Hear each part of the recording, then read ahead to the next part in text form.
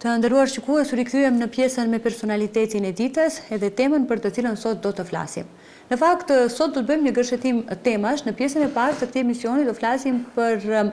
rikthimin e absolventit të teologjisë nga Dubai në Maqedoninë e Veriut, sigurisht për gjendjen e cila për momentin apo kohën e fundit po mbisundon në Dubai dhe rikthimin e tij, peripecitë, vështirësitë, stresin e rikthimit të tij nga Dubai në vendin tonë dhe njëkohësisht do të flasim edhe për gjendjen atje. Me që është absolvent i teologjisë, nuk mund të lëm pa përmendur edhe me që se jemi në muajin e bekuar të Ramazanit, edhe për mesazhet edhe mësimet që dalin nga Ramazani dhe sigurisht me qenë se sonte i bie që të jetë nata e Kadrit, do flasim edhe për benefitet e kësaj nate të madhe. Është nder, kënaqësi dhe privilegj që në studion tonë të na nderoj Omer Alia. Përshëndetje Omer, mirë se na erdhe. Përshëndetje Ariana. Kënaqësia gjithmonë është e imja që të prezantoj në këtë vend, në këtë studio, veçanërisht me ju dhe në këtë emision, për shkak se unë kam cek edhe më herët, kam një dashuri të veçantë për këtë emision, jo për diçka tjetër, por për motivin dhe për punën e palodhshme të cilën ju e bani, edhe ju falenderoj përzemërsisht dhe kënaqësia është e imja që jam sot me ju. Faleminderit shumë për fjalët e mira, lutim Zotin që u shpërblej edhe për kontributin të cilin ju e keni dhënë gjithmonë për emisionin tonë kur keni qenë në vendlindje. Atëherë të fillojmë të flasim, fillimisht faleminderit Zotit që jeni mirë, jeni shëndosh dhe jeni rikthyer në vendlindje mirë dhe shëndosh ju dhe shokët tuaj, por të flasim pak për ardhjen tuaj, për rikthimin tuaj në Maqedoninë e Veriut nga Dubai, për peripecitë, sfidat e rrugëtimit, vështirësitë që keni hasur. Sinqerisht, çdo herë udhëtimet kanë një peshë të veçantë tek njeriu, pavarësisht i çfarë llojit është ai udhëtim.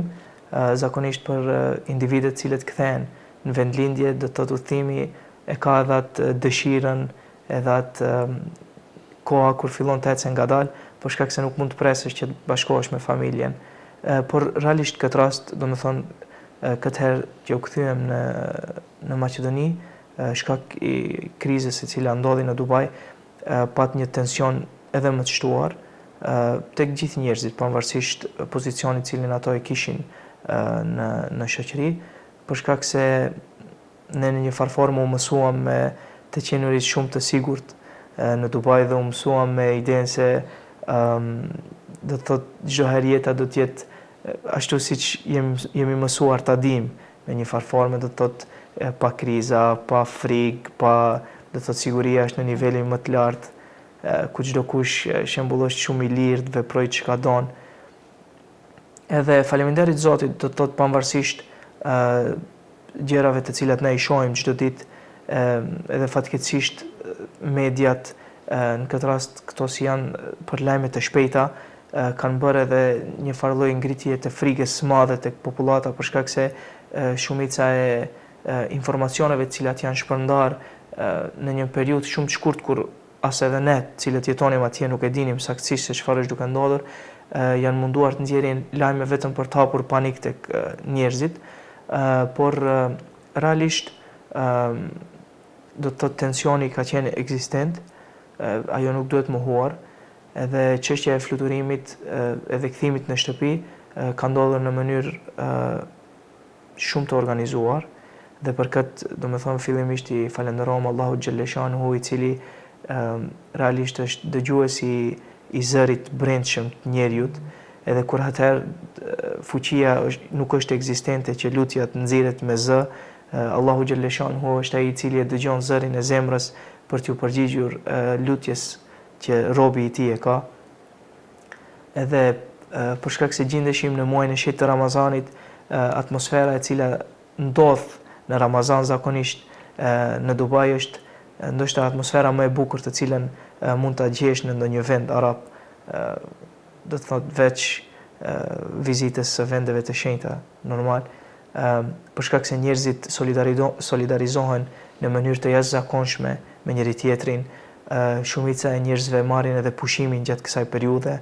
edhe xhamit janë çdo herë full, rrugët janë çdo herë full. Edhe do të thotë ndodhi një tranzicion jashtëzakonisht i madh prej një qetësie jashtëzakonisht të madhe shpirtërore në një tension të shtuar psikologjik. Por elhamdulillah, do të thotë kjo është bukuria e besimit tonë që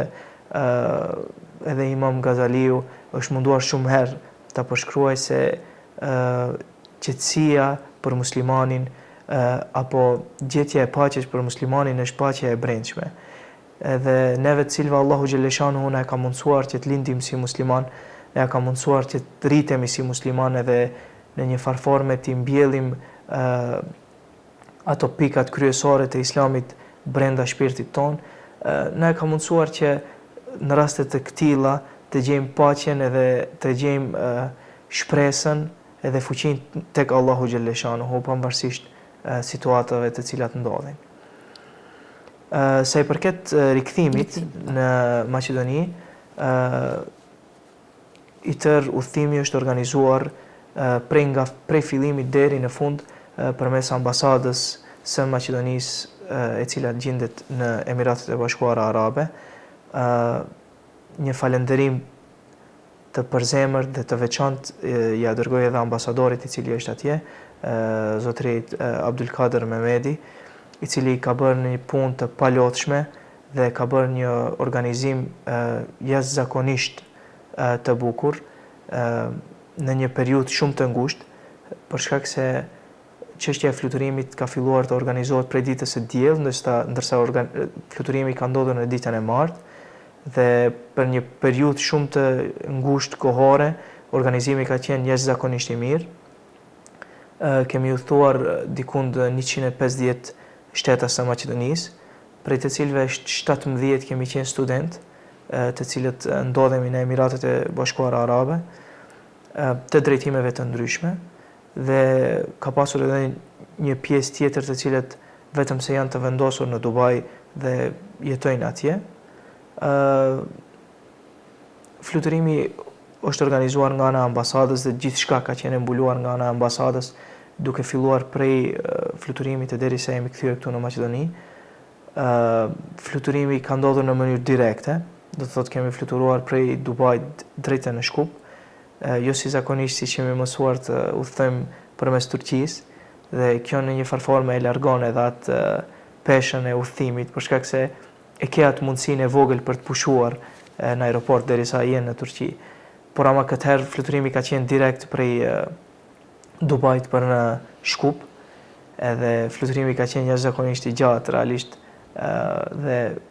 lodhja ka qenë ekzistente, por ama çdo herë kur e mendon arsyeën e udhëtimit edhe kur e mendon se kënd do të takosh momentin kur të arrish në vendlindje, në një farë forme ajo harrohet edhe zhduket, do të thotë, prej mendësisë. Po, dhe kësaj radhe familjarët edhe më të shqetësuar dhe mezi kanë pritur sigurisht ardhjen tuaj. Po megjithatë, si në pika të shkurta, çfarë mund të themi për gjendjen momentale që është në Dubai, ajo që ju e keni përjetuar në fakt nga afër, dhe a keni shok, a keni kontakt me shokët të cilët kanë ngelur atje, kur pritet të kthehen ata? Sa i përket gjendjes momentale e cila është në Dubai, apo në vendin sa i përket Emirateve të Bashkuara Arabe, realisht ekziston një trazir e cila ndodhi si shkak i konfliktit aktual, dhe shumica e njerëzve e kanë të pamundur të jetojnë jetën e normale, cilën e kanë jetuar gjatë kësaj periudhe së fundit.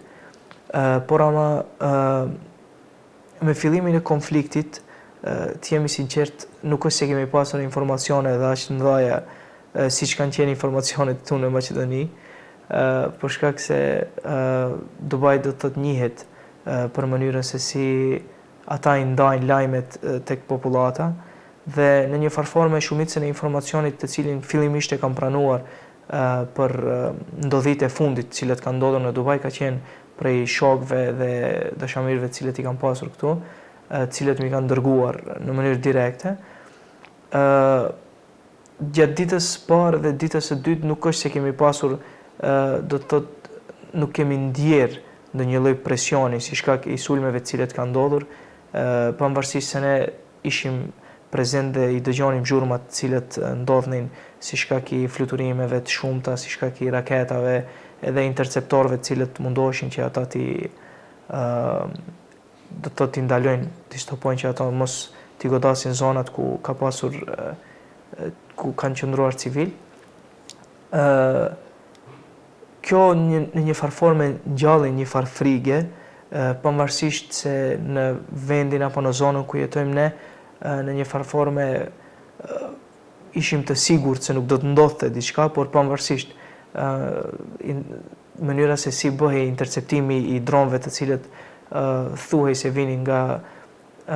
Irani, interceptoheshin në qiell, edhe pjesëzat të cilat binin në tokë nuk diheshte se ku do bien. Edhe shumica e problemeve apo e dëmeve të cilat kanë ndodhur nëpër vendet, nëpër ndërtesat, të cilat i shohim, të cilat kanë ndodhur në Dubai, janë si shkak i pjesëve të cilat kanë ra prej këtyre dronëve, të cilat kanë ra në tokë. Por tensioni tek popullata vetëm se varehet, për parakthimit tim unë do të thotë vareta se si në zonat më turistike të cilat ekzistojnë në Dubai, me të cilat jemi mësuar çdo herë të shohim të ngarkuara me njerëzi, pash se si numri kishte filluar të rallohej, do të thotë. Edhe shumica e njerëzve të cilat kanë qenë në udhëtim ose kanë ardhur për vizitë janë larguar, në momentin në cilin kanë pasur shans për të larguar, por ama për ata të cilët ndodhen atje në momentin kur filloi konflikti, shteti bëri një organizim jashtëzakonisht të bukur, ku çdo secili i cili ka qenë prezent në Emirate si shkak i udhëtimit dhe nuk ka pasur mundësi të kthehet përsëri në vendin e vet, deri në momentin kur ka filluar, kur është hapur aeroporti dhe fluturimet kanë filluar të rrjedhin rregullisht, çdo pagesë të cilën ai ka pasur nevojë ta kryej qoftë me hotelin apo me ushqimin, e ka pasur të mbuluar prej shtetit, dhe kjo në një farforme mendoj se ka një lehtësim shumë i madh për turistët të cilët ishin në Dubai, edhe një farforme e solidaritetit mes shtetit dhe njerëzve ku tregonte se edhe ne jemi në anën e juaj. Ka pasur do të thotë deklarata të shumta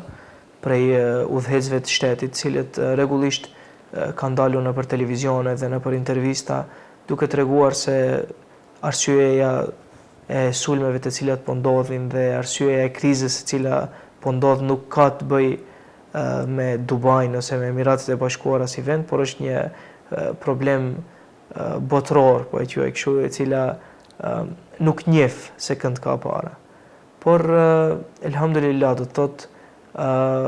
me shokët të cilët i kam atje dhe bisedoj edhe tash, më informojnë se për njerëzit të cilët vazhdojnë të jenë tash në Dubai dhe nuk kanë mundësi të kthehen, jeta është duke vazhduar në një formë normale, pavarësisht se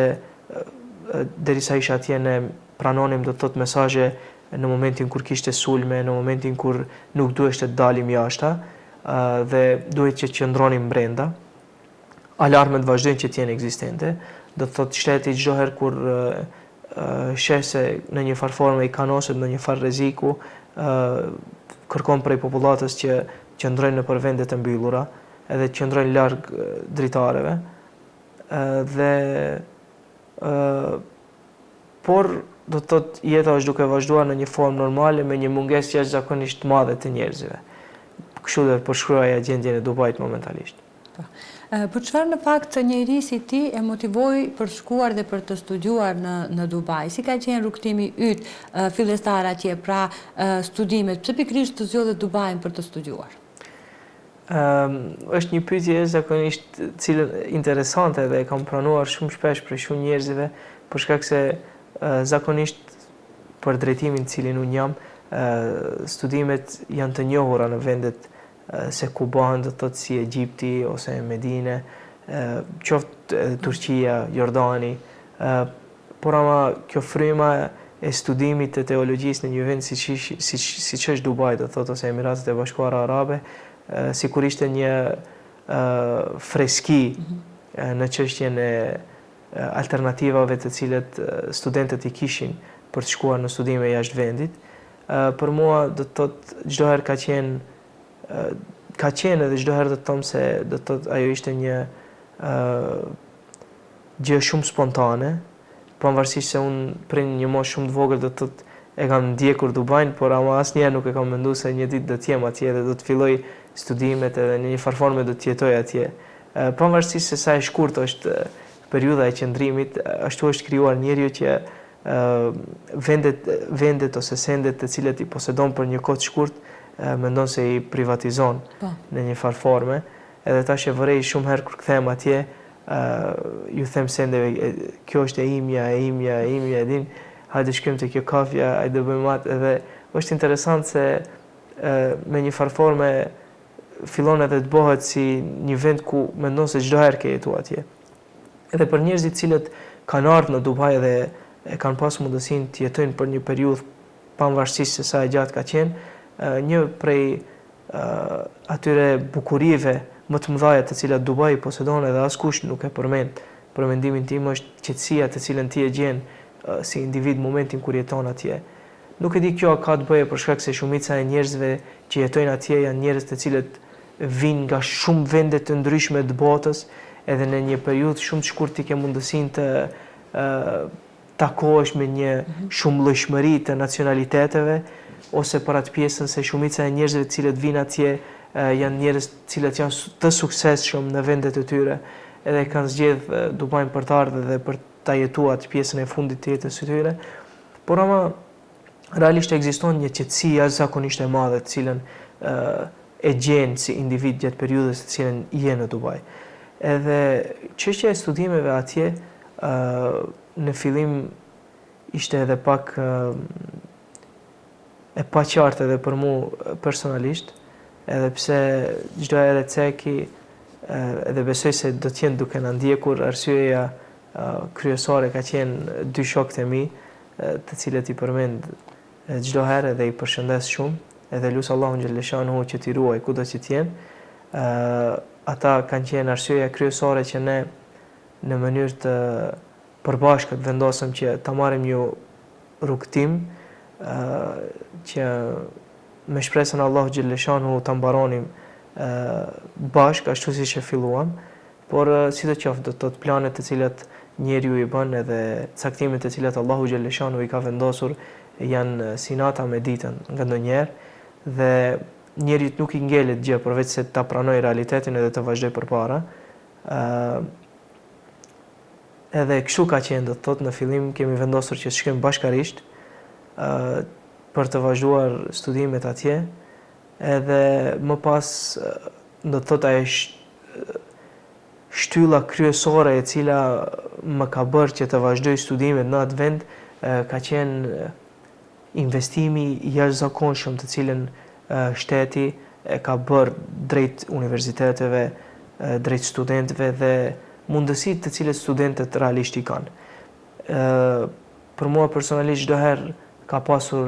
peshë shumë të madhe mënyra se si shikohet një student ose mënyra se si vlerësohet një student. Edhe pavarësisht drejtimit, çdo student është jashtëzakonisht i veçantë dhe çdo student në një farë forme është i shenjtë, për shkak se ai është investimi për të ardhmen. Do të thotë ai është ndryshimi të cilin ne e presim në të ardhmen. Edhe siç thot Allahu xhaleshanuhu nuk e ndryshon gjendjen e një populli derisa ata ta ndryshojnë gjendjen e tyre. Investimi në rini, investimi në breza të ri të cilët kanë motiv për t'i dhënë një ndriçim ose një ngjyrë tjetër vendit ku jetojmë, është në një farë forme investim në ndryshim. Është një farë forme investim ose një garancion se e ardhmja do të jetë edhe më e bukur se sa kjo të cilën e kemi tash. Edhe pastaj do të thotë vendi, socializimi me shokët, mënyra se si bëhet ligjerimi, profesorët të cilët janë aty, gjithë secila prej këtyre ka pasur një pjesë të vogël ndikimi për sa i përket vendimit të cilin unë e mora për të vazhduar edhe për të qëndruar atje, që me lejnë Allahut inshallah t'i mbaroj edhe studimet atje. Faleminderit shumë për këtë rrëfim në fakt të studimeve të juaja, por unë do të ndalemi pak edhe në atë aspektin anën profesionale, nëse mund të quhet, sepse studioni për teologji, jeni absolvent, mund të themi që tani më vetëm se e keni mbaruar teologjin dhe duhet të flasim pak edhe për mesazhet që dalin nga muaji i bekuar i Ramazanit. Pra, çfarë duhet kemi parasysh pas Ramazanit, si duhet vazhduar pasi të mbarojë muaji i shenjtë i Ramazanit? Shumë interesant është mënyra se si do të thotë ne para përgatitemi për të hyrë në Ramazan, periudhat të cilën ne e kalojmë gjatë Ramazanit edhe periudhat se kur dalim prej Ramazanit çfarë ndodh me ne. Pak më herët e ceka do të thotë për çështjen e ndryshimit të gjendjes së popullit, e kam parë jo vetëm në vendin tonë, por edhe në shumë vende tjera. Normalisht se lumturia më e madhe ndodh në momentin kur e shoh se edhe këtu do të thotë ndodh ajo të cilën Allahu xhaleshanu na kërkon neve si musliman që ta kryejmë, edhe ajo ka të bëjë me mënyrën se si muslimanët e presin muajin e shenjtë të Ramazanit. Besoj gjithë secili prej nesh jemi dëshmitar të shpejtësisë me të cilën ky muaj kalon, ashtu edhe Allahu xhaleshanu ka garantuar se këto ditë janë ditë të numëruara dhe begatia ose të mirat, sevapet të cilat mundin t'i nxjerrim nga ky muaj janë të shumta. Pavarësisht ibadeteve të cilat ne i kryejmë, Allahu xhaleshanuhu dhe mëshira e tij është jashtëzakonisht e madhe, saqë edhe buzëqeshja ndaj njeriut konsiderohet në një farforme sevap ose ibadet.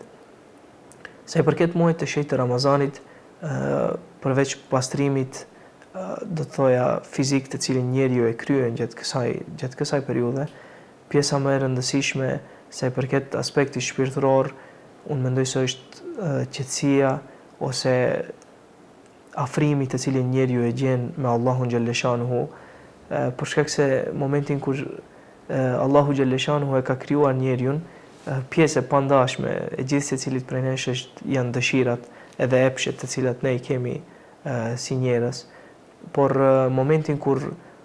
gjithë këtyre dëshirave të cilat në një farforme janë pjesë përbërëse e jona, ne ju themi stop për ta gjetur kënaqësinë, për ta gjetur do të thotë afrimin me Allahun xhaleshanuhu, unë mendoj se kjo është një ndjenjë e veçantë të gjithë secilit prej nesh. Për shkak se ne si musliman jemi të obliguar t'i kryejmë do të thotë kushtet të cilat Allahu xhaleshanuhu na i ka vendosur që t'i kryejmë. Por mendoj gjatë periudhës së Ramazanit, momentin kur fillon solidariteti mes njerëzve, momenti kur fillon largimi i brengave të dynjas prej rretheve shoqërore, momenti kur fillon afrimi me rrethet familjare, qoftë kjo për raste iftari ose qoftë kjo momentin kur takohemi në xhami, në një farforme është një garancë se ende ekziston do të thotë shpresa, ende ekziston shpirti islam në vendin ku jetojmë. Në një transmetim të cilin isha duke e lexuar përpara se të vija këtu, tregonte se si grupet të cilat do të hyjnë në xhennet, një prej atyre grupeve do të jetë edhe grupi i agjeruesve të cilët do të hyjnë në xhennet.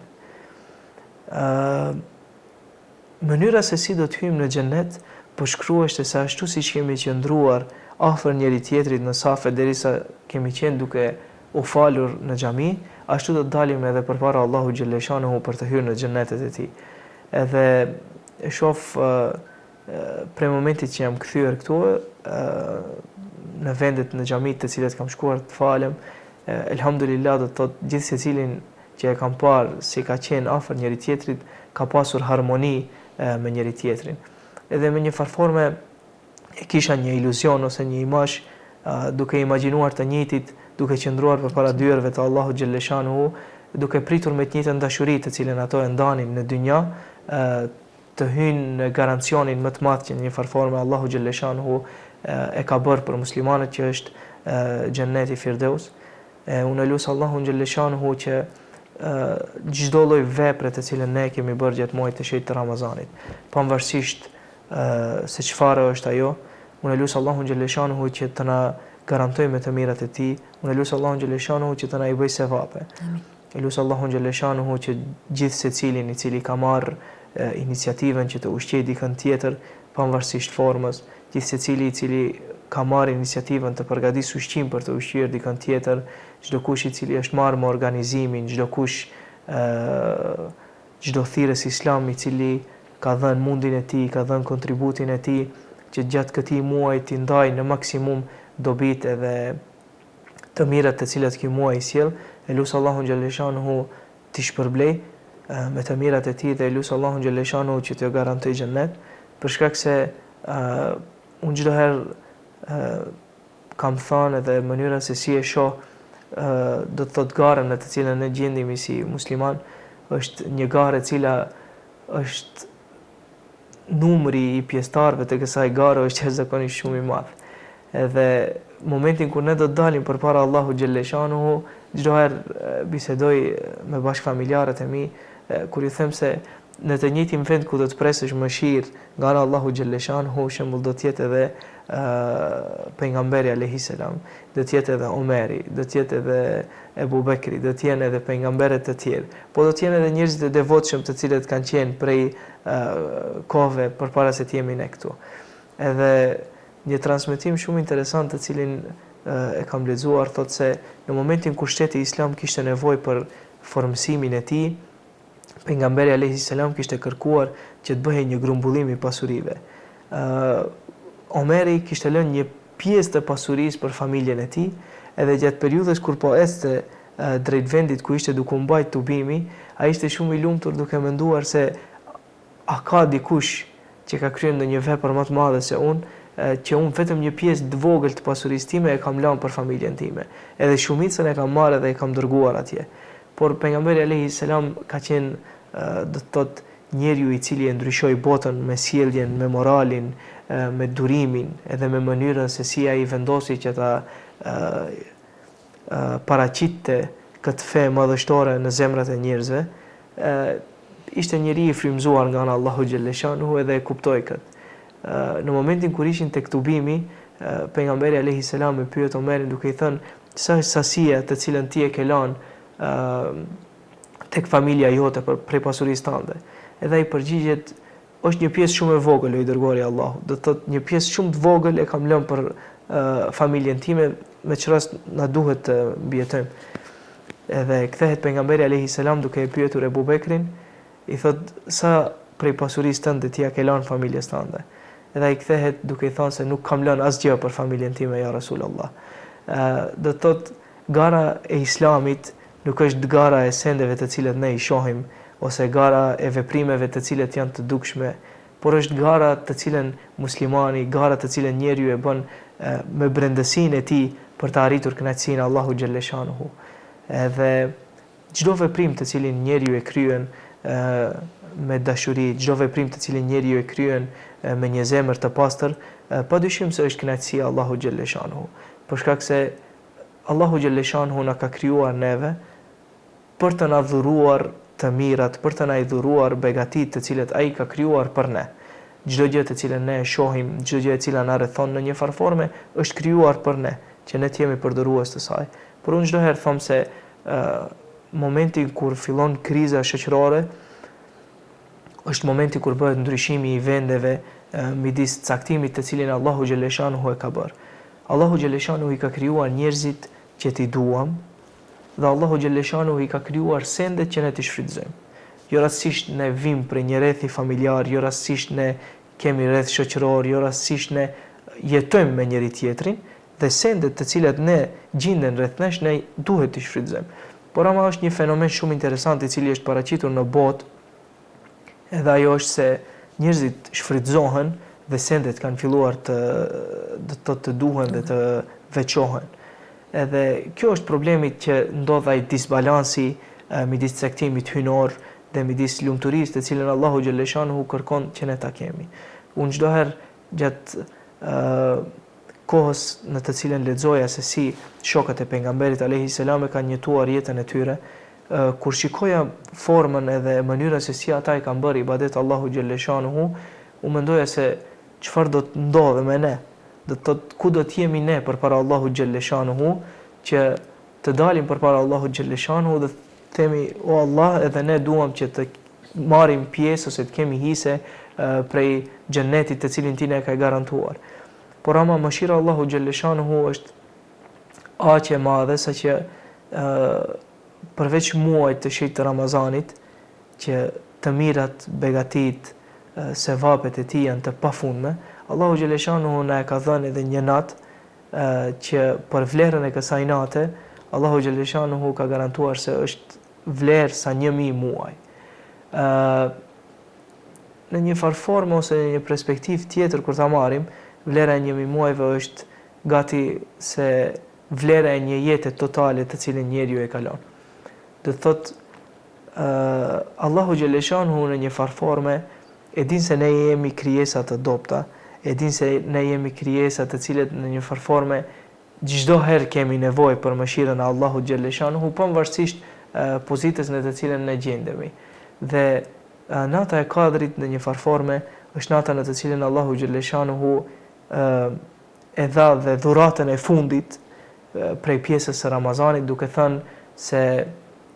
kjo është, do të thotë, shansi për gjithë ata të cilët nuk patën mundësi ta vlerësojnë Ramazanin prej fillimit e deri në fund. Kjo është shansi për ata të cilët e arritën fundin e jetës së tyre e nuk e kuptuan mesazhin të cilin Allahu xhaleshanhu donte që ne ta kuptojmë. Kjo është shansi për ata të cilët nuk patën mundësi të dëgjojnë për bukurinë e Islamit, të dëgjojnë dhe të kuptojnë se Allahu xhaleshanhu dhe dëshira të cilën Allahu xhaleshanhu e ka për robën e vet është që ai të arrijë gradën më të lartë në xhennet. Asnjëherë nuk është që ai të dënohet. Asnjëherë ai nuk është që robi i tij të jetë keq, qoftë në dynja apo qoftë në ahiret. Unë do kisha pasur dëshirë të flisja pak mbi mënyrën se si shokët e pejgamberit alayhis salam kanë jetuar gjatë periudhës së Ramazanit në mënyrë specifike dhe se si ata janë përgatitur për natën e Kadrit. Do të thotë se pejgamberi alayhis salam në një transmetim garanton se çdo kush i cili kalon muajin e shenjtë të Ramazanit në ibadet dhe duke kryer vepra të mira, ai do të dalë prej këtij muaji me gjunahe të falura. Nuk besoj se për njeriu motivacion më i madh jetësor mund të jetë diçka tjetër më tepër se sa të fillosh një faqe të re ose një beslidhje të re me Allahun xhaleshanhu. Shpesh herë besoj se gjithë secilit prej nesh na ndodh që momentin kur i drejtohemi Allahu xhaleshanhu ndjem një farë ngushtësie në brendësi si shkak i gabimeve të cilat ne i kemi bërë, por shkak se të mirat e Allahu xhaleshanhu janë të pafundme. Ndërsa falënderimet tona janë të pakta. Dhe në momentin kur ne kërkojmë diçka prej Allahu xhaleshanhu, pavarësisht se ne jemi të obliguar të kërkojmë prej Allahu xhaleshanhu, për shkak se Allahu xhaleshanhu thuaj robit tim të kërkoj prej meje, për shkak se unë i përgjigjem. Dhe në një transmetim thotë se Allahu xhaleshanhu është edhe më afër se sa damari i qafës të cilin ne kemi. Do thotë Allahu xhaleshanhu në mënyrë reshtura, si do të thotë, kërkon prej nesh që ne t'i lutemi atij dhe t'i kërkojmë përmirësi qoftë të kësaj bote, qoftë të botës tjetër. Por ama ajo pjesa e jetesës të cilën ne e kryejmë nganjëherë si shkak i gabimeve ose si shkak i vendimeve të cilat ne i marrim në jetë, si shkak i determinimit të lirë të cilën e kemi si njerëz, është që ne ndjehemi në një farforme në faj në momentin kur i kërkojmë Allahut xhaleshanhu diçka. Por mendoj se gjithë periudha prej fillimit të Ramazanit e deri në arritjen e natës së madhe është një farforme lidhja ose kapja ngushtë për litarin e Allahut xhaleshanhu, përfundimi i të cilit është xhenneti.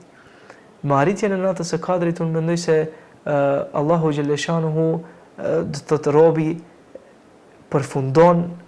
në një farforme atë raportin, atë beslidhjen të cilën në një farforme i ka munguar me Allahun xhaleshanhu më herët, dhe në momentin e arritjes së natës së Kadrit ai mundohet që me mishe me shpirt do të thotë të arrijë të gjitha benefitet ose të gjitha mirësitë të cilat Allahu xhaleshanhu i ka garantuar. Kështu vepronin edhe disa nga shokët e pejgamberit, ku ditët e fundit i kalonin më tepër duke u falur në xhami, me çrast ata mundoheshin që të gjejnë do të jenë prezent në momentin që nata e Kadrit të vjen, e ata të gjendeshin në xhami ose duke i bërë ibadet Allahu xhaleshanhu, e kishin shumë frikë që kjo natë t'i nxjerrë ata duke u marrë me diçka e cila nuk ka dobi ose nuk ka përfitime. Por sidoqoftë, jo çdo kujt Allahu xhaleshanhu ja ka mundsuar që t'i arrijë këtë muaj dhe këtë net, andaj gjithë secilit të cilit Allahu xhaleshanhu ja ka mundsuar një mesazh të cilin do ja jepja vetes edhe gjithë secilit që na dëgjon, është që vetëm ideja se Allahu xhaleshanhu ta ka mundësuar të jesh në këtë vend, në këtë muaj, në këtë ditë, do të thotë se Allahu xhaleshanuhu të don dhe Allahu xhaleshanuhu është duke të pritur që ti kthehesh rrugës atij dhe çdo ëndër ose çdo qëllim ose çdo synim të cilin në një farforme ti e ke dhe mendon se është i pararealizueshëm, Allahu xhaleshanuhu në një farforme na thotë se unë jam këtu për ju, edhe gjithë çka të cilën ju e doni, Allahu xhaleshanuhu ua ofron. Por përderisa ne i qëndrojmë strikt besatimit të cilin ja kemi dhënë Allahu xhaleshanuhu. Tema të cilën do të dua ta flas është jashtëzakonisht shumë e madhe, por inshallah do japim hapësirë për një herë tjetër. Unë vetëm do doja ta përmbyllja se pjesa pas Ramazanit do të thotë është momenti kur njeriu tregon se çfarë ai përfitoi nga Ramazani. Andaj gjithsecilit të cilit Allahu xhaleshanuhu ja ka mundsuar hapjen e zemrës gjatë kohës së Ramazanit, shpresoj që ai ta ketë kuptuar se lumturia më e madhe të cilën njeriu mund të arrijë është lumturia kur gjendesh afër Allahu xhaleshanuhu. Është lumturia kur e din se pavarësisht situatës, pavarësisht rrethanave, pavarësisht do të thotë pamundësive, ortaku jetësor i çdo muslimani është Allahu xhaleshanuhu. Edhe Allahu xhaleshanuhu kur na mëson, Allahu xhaleshanuhu kur na tregon për atributet e tij, përmend se ai është Allahu xhaleshanuhu i cili thot për diçka bëhu dhe ajo bëhet. E mendoj se përderisa muslimani arrin ta kuptoj se lidhja ose kontrata jetësore të cilën ai ka bërë është me poseduesin e gjithçkaje të cilin ne e shohim dhe ne nuk e shohim, padyshim se në një farforme kjo është arritja më e madhe të cilën besimtari mund ta ketë gjatë gjithë jetës së tij. Omer, unë të falenderoj shumë që ishe sot pjesë e emisionit tonë, duke të dëshiruar shumë suksese dhe të mirëpresim sërish në emision për temat e tjera. Faleminderit shumë. Gjithsesi, ju falenderoj dhe juve, lut Allahun xhaleshanuhu t'ju shpërblej dhe inshallah shihemi sërish. Faleminderit. Dhe juve të nderuar shikues, ju falenderoj për vëmendjen tuaj. Ne bashkë do të shihemi sërish nesër, ndërkaq për gjithë agjëruesit agjërim të pranuar dhe njëkohësisht meqense është nata i bie që të jetë nata e Kadrit, ju uroj lutje të pranuara. Deri në takimin e radhës, bashkë mirupafshim.